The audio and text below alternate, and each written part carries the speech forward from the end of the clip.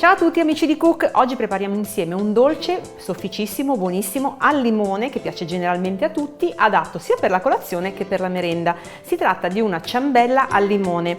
È una ricetta che può andare bene anche agli intolleranti al lattosio perché abbiamo l'olio al posto del burro. Quindi abbiamo bisogno di una planetaria, pochissimi ingredienti molto semplici: zucchero, uova, olio, io uso olio di semi di girasole, succo di limone, lievito in polvere per dolci, farina, un pizzico di sale e 2 limoni, di cui utilizzeremo anche la scorza. Quindi per prima cosa utilizziamo delle uova a temperatura ambiente. Le uova che utilizzo io sono uova medie, quindi pesano 50 grammi l'una sgusciate, questo è molto importante. Mettiamo all'interno della planetaria munita di frusta, quindi le uova a temperatura ambiente. Se sono a temperatura ambiente monteranno molto di più rispetto a se le prendete dal frigorifero.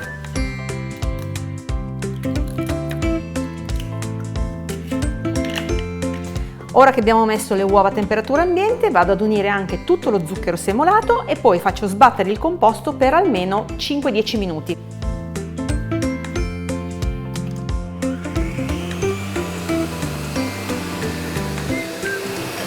Visto? Il composto è diventato molto chiaro, molto spumoso, è cresciuto tantissimo perché abbiamo incorporato molta aria. Quindi adesso la cosa che bisogna fare è aggiungere a filo l'olio in cui io sto grattugiando la scorza del limone. Perché? Perché nei grassi, quindi nell'olio e nel burro, si mettono all'interno tutti i profumi, perché il grasso veicola molto il profumo che noi andiamo a mettere, in questo caso la scorza di limone, ma potrebbe essere anche la scorza d'arancia, la vaniglia, insomma tutto quello che profumerà il nostro impasto. Ho già messo all'interno, come vedete, la scorza del primo limone e adesso vi faccio vedere come si grattugia effettivamente la scorza. Bisogna tenere la grattugia in questo modo perché dovete vedere di grattugiare soltanto la parte gialla del limone e non quella bianca che è amara. E poi in questo modo fate ricadere la scorza nella ciotolina. Ovviamente dovete usare limoni non trattati, quindi biologici, quando andate a fare questo lavoro. 2 scorze di limoni perché appunto la ciambella è al limone, quindi il profumo si deve sentire. Il profumo viene dato dalla scorza e non dal succo, il succo invece dà l'acidità. Perfetto. Ora, se voleste fare una cosa ancora migliore, potreste portare l'olio a scaldarsi leggermente in modo da creare proprio un'infusione, no? In modo che il profumo del limone venga rilasciato ancora meglio, però poi dovreste fare raffreddare l'olio, quindi va bene anche in questo modo. L'abbiamo messo qui all'interno. Ora aziono di nuovo la macchina e vado a versarlo a filo dentro all'impasto mentre appunto le fruste ancora montano. E poi l'ultima cosa che possiamo fare, a fruste spente, lo possiamo mettere anche a mano, è il succo di limone. Quindi abbiamo messo delle uova, abbiamo messo dello zucchero, abbiamo fatto sbattere per una decina di minuti, avete visto che il composto è diventato bello chiaro, gonfio, spumoso. Ora riaziono la macchina e metto l'olio con il limone all'interno, con la scorza grattugiata del limone a filo, faccio sempre montare e poi aggiungeremo il succo di limone. Tutte le parti liquide quindi saranno state messe all'interno della ciotola.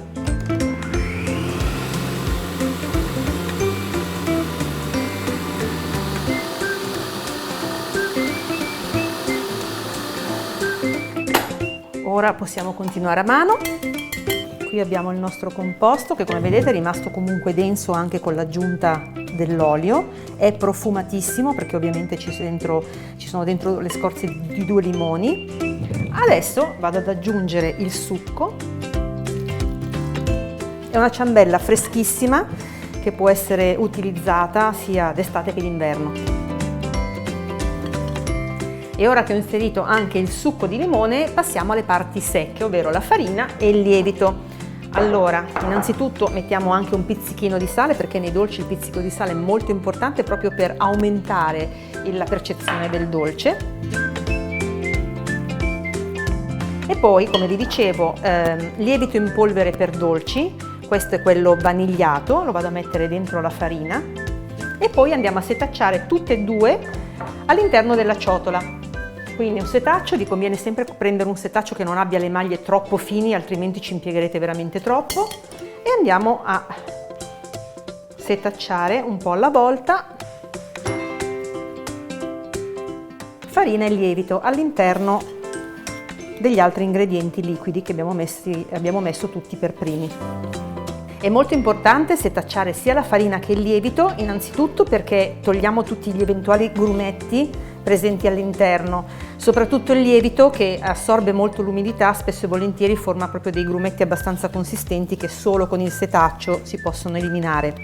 Anche per la farina, areare la farina è sempre molto importante prima di inserirla in qualsiasi dolce, anche nei lievitati è molto importante. Ecco, vedete, qualche grumetto c'è. E state sempre molto attenti a mescolare soprattutto al centro, sul fondo, perché lì generalmente rimangono i grumi di farina che non vengono amalgamati al resto degli ingredienti. Quindi molta attenzione quando si fanno queste cose e soprattutto arrivate con la spatola fino in fondo.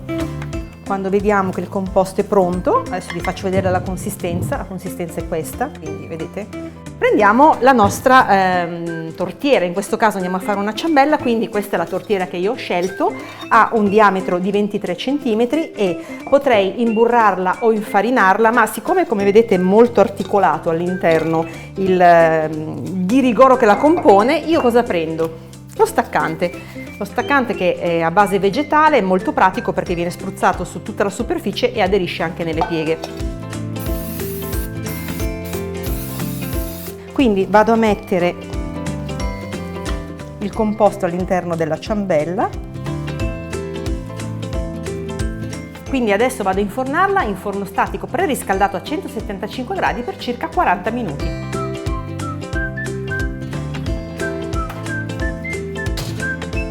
Mentre la ciambella cuoce, io preparo la glassa che poi servirà per decorare la torta. È una cosa molto semplice, fatta con zucchero a velo, anche qui se c'è qualche persona celiaca prendete lo zucchero a velo senza glutine, succo di limone e acqua calda.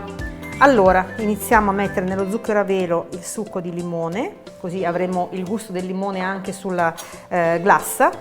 Cominciamo a mescolare e poi aggiungiamo l'acqua calda. Allora, le dosi che vi ho dato sono sicuramente valide, però magari l'acqua calda aggiungetela un po' alla volta perché poi dobbiamo raggiungere una consistenza che non sia né troppo liquida né troppo densa.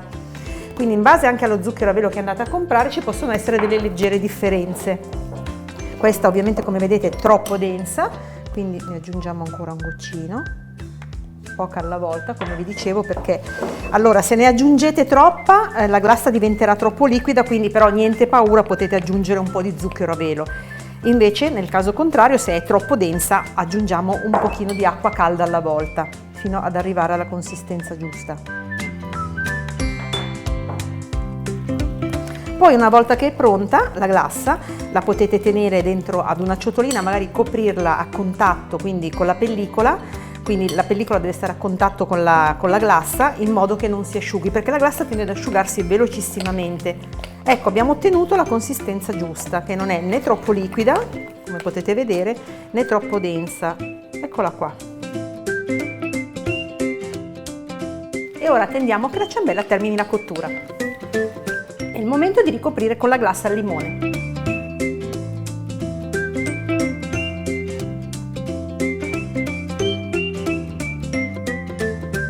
E poi termino con qualche decorazione in pasta di zucchero. E la nostra ciambella al limone è pronta!